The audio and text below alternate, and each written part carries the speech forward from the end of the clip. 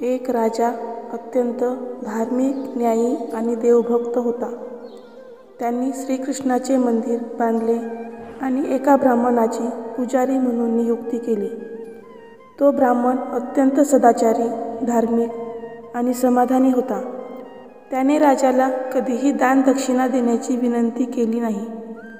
राजा देखील त्याच्या स्वभावावर खूप खुश होता. त्याने 20 वर्ष राजाने बांधलेल्या मंदिरात पूजा केली. त्याने राजाला कधीही कोणताही प्रश्न विचारला नाही. काही दिवसांनी राजाने त्याच्या राजपुत्राचा विवाह एका सुंदर राजकन्येशी केला. ज्या दिवशी त्यांचा विवाह झाला त्या रात्री राजकुमारीला झोप आली नाही. ती इकडे तिकडे फिरू लागली आणि जेव्हा ती आपल्या पतीच्या पलंगाजवळ आली तेव्हा तिने पाहिले की हिरेजडित तलवार तिथे पडली होती. जेव्हा राजकुमारीने पाहण्यासाठी ती तलवार बाहेर काढली तेव्हा तीक्ष्ण, धारदार, चमकणारी तलवार बघून ती घाबरली आणि भीतीने ती तलवार तिच्या हातातून सुटून राजकुमाराच्या मानेवर पडली. राजपुत्राचा शिरच्छेद होऊन त्याचा मृत्यू झाला. राजकुमारीला पतीच्या मृत्यूचा शोक वाटू लागला. तिने ईश्वराला प्रार्थना केली की हे प्रभू, हे माझ्या हातून कसे पाप झाले.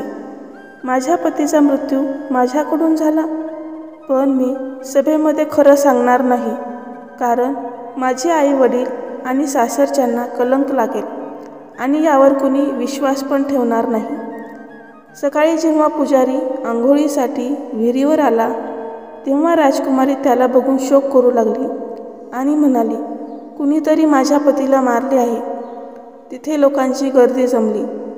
थोड्या वेळात राजा पण तिथे आला आणि विचारले, कुणी मारले.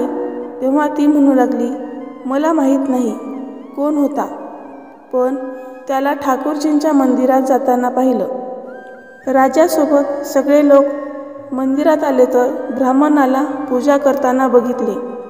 त्यांनी त्याला पकडले आणि विचारले, तू राजकुमारला का मारलंस. ब्राह्मण म्हणाला, मी राजकुमारला नाही मारलं. मी तर त्यांचा राजमहाल पण नाही बघितला. ईश्वर साक्षी आहे. न बघता कुणाला दोषी ठरवणे ठीक नाही. ब्राह्मणाचं तर कुणी ऐकूनच घेत नव्हतं. वेगवेगळे तर्क लोक लावत होते. राजाच्या मनात राहून राहून ब्राह्मण निर्दोष असल्याचा विचार येत होता. पण खूप जणांनी म्हणल्यावर राजा ब्राह्मणाला म्हणाला, मी तुला प्राणदंड तर देत नाही, पण ज्या हाताने तू माझ्या मुलाला तलवारीने मारलं तुझा तो हात कापून टाकण्याचा आदेश देतो. असं म्हणून राजाने त्याचा हात कापला. त्यानंतर ब्राह्मण खूप दुःखी झाला आणि राजाला अधर्मी समजून तिथून निघून गेला. तिथून गेल्यानंतर त्याने एका विद्वान ज्योतिषाचा शोध सुरू केला, जेणेकरून तो त्याला कोणताही गुन्हा न करता हात कापण्याचे कारण विचारू शकेल. त्याला कुणीतरी सांगितलं की काशीत एक विद्वान ज्योतिषी राहतो. त्यानंतर तो त्यांच्या घरी गेला. ज्योतिषी कुठेतरी बाहेर गेले होते.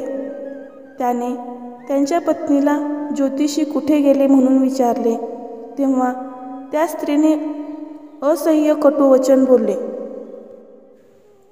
शिव्या दिल्या.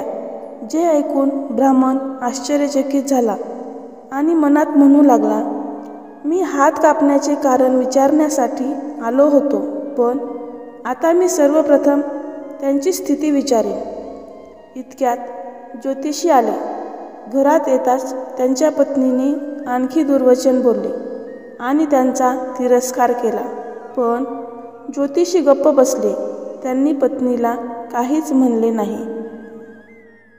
त्यानंतर ते आपल्या आसनावर बसले.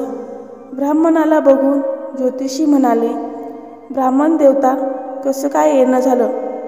आलो तर होतो स्वतःबद्दल विचारायला, पण अगोदर तुमच्याविषयी सांगा की तुमची पत्नी तुमचा इतका तिरस्कार का करते. जो कुणी सहन करू शकत नाही, पण तुम्ही सहन करता, याचं काय कारण आहे? ही माझी पत्नी नाही, माझं कर्म आहे. जगात ज्याला बघतो, अर्थात भाऊ, मुलगा, शिष्य, वडील, नातेवाईक, जे काही आहे सगळं आपले कर्म आहे. ही पत्नी नाही, माझं केलेलं कर्म आहे आणि ते भोगल्याशिवाय संपणार नाही. आपण केलेले जे काही चांगले वाईट कर्म असतात ते नक्कीच भोगावे लागतात. कर्मफळ भोगल्याशिवाय शेकडो करोडो कल्प गेले तरी कर्मबंधन संपत नाही.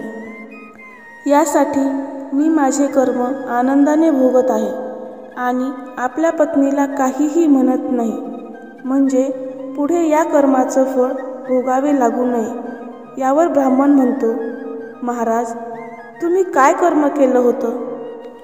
ज्योतिषाने असं काय कर्म केलं ज्यामुळे त्यांची पत्नी त्यांचा तिरस्कार करत होती आणि निरपराध ब्राह्मणाचा हात का कापला हे जाणून घेण्यासाठी पुढील भाग बघा.